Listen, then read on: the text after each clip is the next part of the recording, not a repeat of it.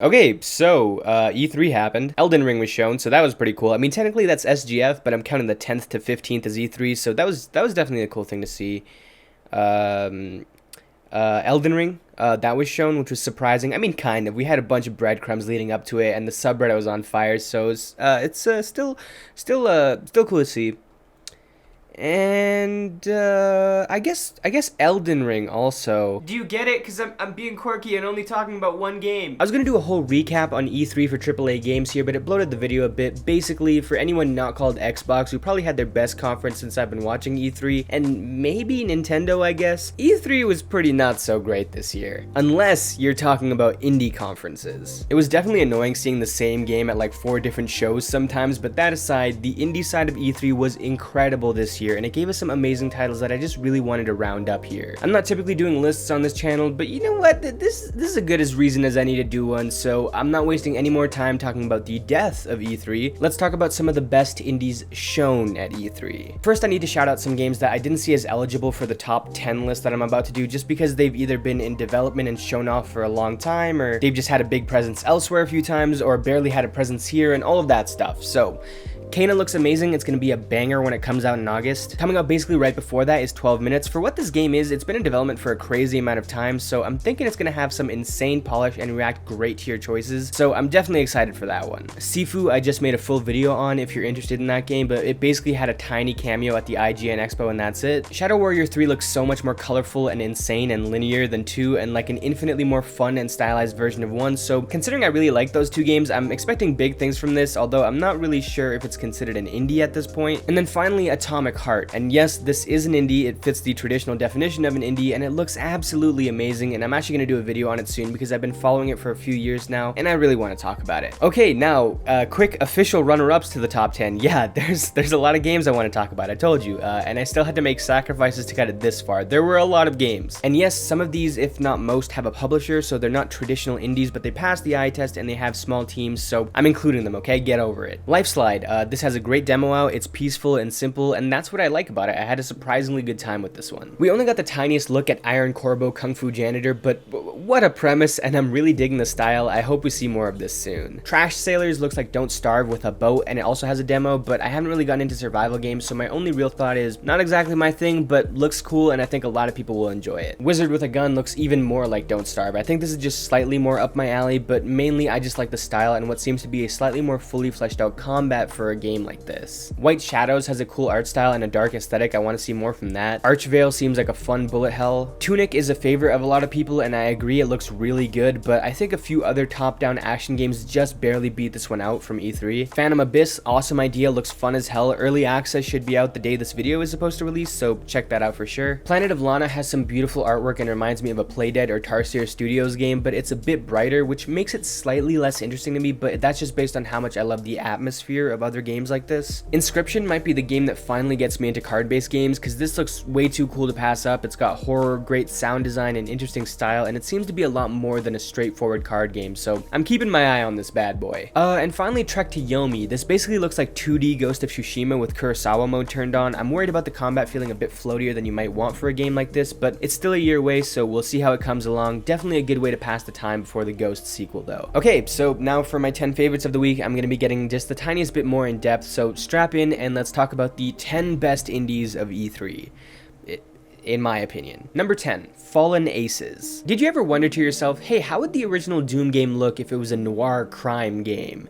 No? Well, yeah, me neither, but apparently the answer is pretty damn awesome. This game is published by New Blood, who are the guys who also published Ultra Kill and a few other titles, and they seem to be big on publishing games that share a serious aesthetic resemblance with old school shooters. Gameplay here seems pretty old school. Your enemies seem like cutouts in a static environment, which is cool, but my favorite part is the more modern touches. Like adding in stuff like a spinning kick or being able to grab these dudes and see the animation of them struggling and toss them into destructible objects. The animation during that grab combined with the cutout style looks so cool to me, and just in general, the gameplay seems tight while paying homage to Doom with its look. I'm hoping for a summer release date for this, but currently the only info we have on it is that it's coming soon. Number 9, Somerville, or however the hell you pronounce it. Remember how I said Planet of Lana was kind of like a Playdead game? Well, this game actually comes from one of the co-founders of Playdead, and it has that darker aesthetic that I really love from these types of games. It also seems to have a bit more 3D environments, which Little Nightmares has here and there, but Playdead hasn't done that personally, so I'm interested in seeing how Dino Patty's style translates to a bigger, more free environment. You got a family, you got aliens, you got some teleporting dude who shoots purple lasers, and you have a day one Xbox Game Pass release. What's not to love here? Number 8, Bramble the Mountain King. This game had such an unsettling trailer shown last week, cutting constantly over to our main character stabbing a dude in the face over and over, getting his face bloodier each time like he's the goddamn Invincible logo. Not to mention that creature that shows up at the very end of the trailer. Something about that design is so creepy to me. It's not even too far off looking like a normal kid or something, but it's eerily skinny and has this off-putting face, which I just find a lot creepier than something that's designed to look insane and scare your pants off. I still have questions about the gameplay, but the game has absolutely sold me on its dark tone and horror already. Number 7, Severed Steel. I've been having a goddamn blast with this demo. I've played it through a few times, and I've also played the arcade a little bit, and it's ridiculously fun even if I'm really bad at it. Although, to be fair, I'm just learning how to play games on PC, so that might be why I had such a hard time. If I had to compare this game to anything, I'd say that it's kind of a 3D version of My Friend Pedro. You have the ability to flip around and jump off walls or enemies and pull off some slow-mo stunts, and unlike other fast-paced shooters, it's not good enough to just always be on the move. Like games like Doom or BPM, you just gotta keep weaving in and out and you'll dodge stuff. Here, if you're running around all over the place, you're gonna die instantly. You instead have to be pulling off stunts, either slides, dives, or wall runs, in order to have any sort of invincibility frames. So it definitely forces you to get creative, and its limited ammo also forces you to keep swapping guns or ripping them away from enemies. The game is basically designed to make you feel cool. Play the demo, please. I seriously love what I played so far. Number 6, Unbeatable. I've already put a good few hours into the demo of Unbeatable, which is called White Label, which has mainly just been me replaying every song on a slightly harder difficulty each time, and it just still keeps pulling me back. So yeah, I really like what I'm seeing from Unbeatable, and this proves just how good I think the top 5 games are on this list. This is a rhythm game with an actual story behind it, which is a pretty rare thing to find out there, and it has this amazing anime-inspired art style to boot. The gameplay basically consists of 2 buttons if you ignore moving around in the overworld and selecting dialogue options, but I think some of the best rhythm games keep it simple, so this isn't a downside, and from what I've played, the simplicity is what grabbed me. And they're still able to make the harder difficulties tougher even with the minimal buttons. The music is great, and the story seems pretty interesting from what I've seen. This kind of feels like a Scott Pilgrim game that's focused a lot on the musical side of things. The soundtrack definitely reminds me of Sex Bob-omb's music, and the style is pretty fitting too. I highly recommend playing the demo because I'm officially hooked on this thing. Number 5, Loot River. Considering how quickly indies have gotten to the brink of oversaturating the roguelike genre, which is one of my favorites, having this game so high up really shows how cool I think its mechanics are. The most interesting part of this game is how you're able to shuffle around the floating platforms that you see all over the place in order to maneuver around. And gameplay demos have shown how this is much more than just a gimmick and can actually be useful for flanking or making it past a wall of enemies, as well as picking them off one by one. I'm happy the game still includes a normal combat system outside of this, complete with dodges and parries, because that just means that the moving platforms are a new layer of strategy and variety, instead of just replacing normal evasion techniques. The style looks awesome, the enemy types seem really interesting, and its big unique draw is one of the better and more original ones I've seen in years. I'm really excited to play this hopefully this year, but currently there's no real news on the release date. Number 4, Vokabulantis. The only reason this game isn't fighting for the top spot is because its release is still pretty far away. It's aiming for 2024, which is a long road. But I couldn't not include it here because holy crap, it feels like one of the most impressive things I've ever seen. The game is stop motion animated, and even just hearing the explanation of how they had to achieve lighting effects considering that animation style had my jaw on the floor. This game looks insanely cool from just a technical standpoint, but also the incredibly brief glimpse we saw into this world with its weird asshole privileged robot on this funky looking tower with whatever the hell these green and red dudes are supposed to be hammering away at it it's so wonky. I'm super interested to learn more about this world and the characters in it, as well as what kind of gameplay we're getting here, because I assume it's going to be puzzle based, which I'm more than good with. I just want to see a bit more on that, but hey, this game has a while to go still. I also want to shout out Harold Halibut here. This game is coming a lot sooner. It's not stop motion, but it's claymation, and it also has a neat world from its story trailers. If you're into games with unconventional animation or design, I think these games are going to be a godsend for you. Number 3 is Replaced. Holy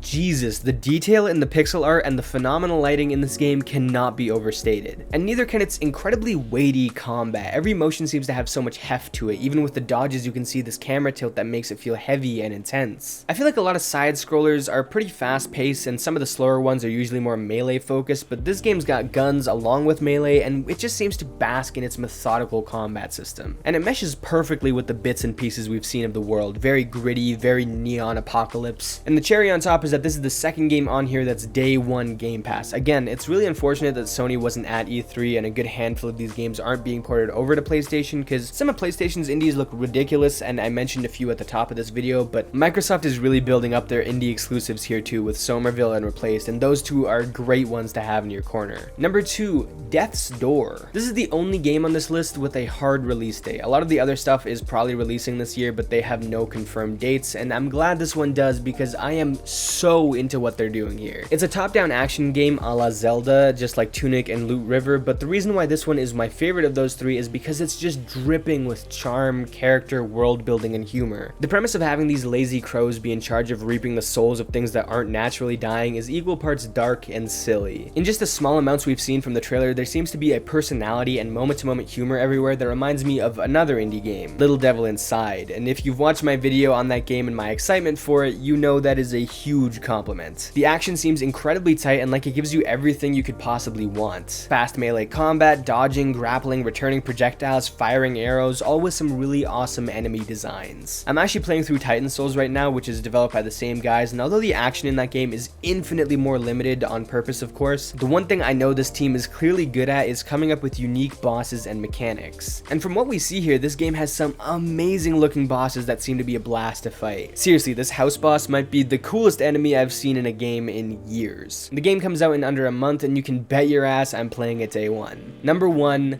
Lost in Random. I've seen a lot of talk around games like Death's Door and Loot River and Replaced, but I've heard a surprisingly little amount about Lost in Random, which is wild because, well, as you can see, it's my number 1 game on here. In my opinion, the most powerful thing that can turn even a mediocre game into an absolute all-time classic is its world, and that's so often overlooked. Bloodborne would have been great even without its world, but it's that art design and atmosphere and the crookedness and the dark Victorian look that keeps it as my favorite FromSoft game, even though Dark Souls 3 has infinitely better bosses and Sekiro has a better gameplay loop in my eyes, not to mention better bosses as well. BioShock's game structure, I don't know if anyone's acknowledged this, it's straight trash. It's kind of just fetch quests and oops, this thing is locked, so go here and get the thing that'll open it. Not to mention the gameplay near the end of the game is not really all that fun, but it's also one of my favorite games ever and considered an all-time classic because it has maybe the greatest video game world ever created. Lost in Random is this awesome Tim Burton Laika Studios inspired game with a world that's brimming with crazy looking NPCs and interesting lore. It's a world where randomness is king. It kind of reminds me of that premise of that one area in Ni no Kuni 2. Great game, by the way. Watching trailers for this game makes me want to explore it so badly, and what I'm even more excited for is seeing how the randomness plays into the combat. We've seen very little of the actual fighting in this game, but what we have seen seems solid, and I believe the idea is when you roll your dice companion to start a fight, it lands on a number and gives you a weapon associated with that number to fight with during that encounter. I might be getting that wrong, but I think that's it, which is a really cool idea if executed well. Zoink Studios has also historically made games that are genuinely funny. I think that sometimes game humor can be a bit forced, but I really like what I've seen from these earlier titles, so I'm hoping that rich personality and humor can shine through here as well. If it does, I honestly think that this game could be a sleeper game of the year candidate as long as its ideas actually pan out how the studio wants. I'm crazy excited about this title and I'm hoping for a release date soon because they've really got me on the edge of my seat here. And thank you, I guess, everyone for watching. If you enjoyed the video and want to see more from me, make sure you hit the sub button.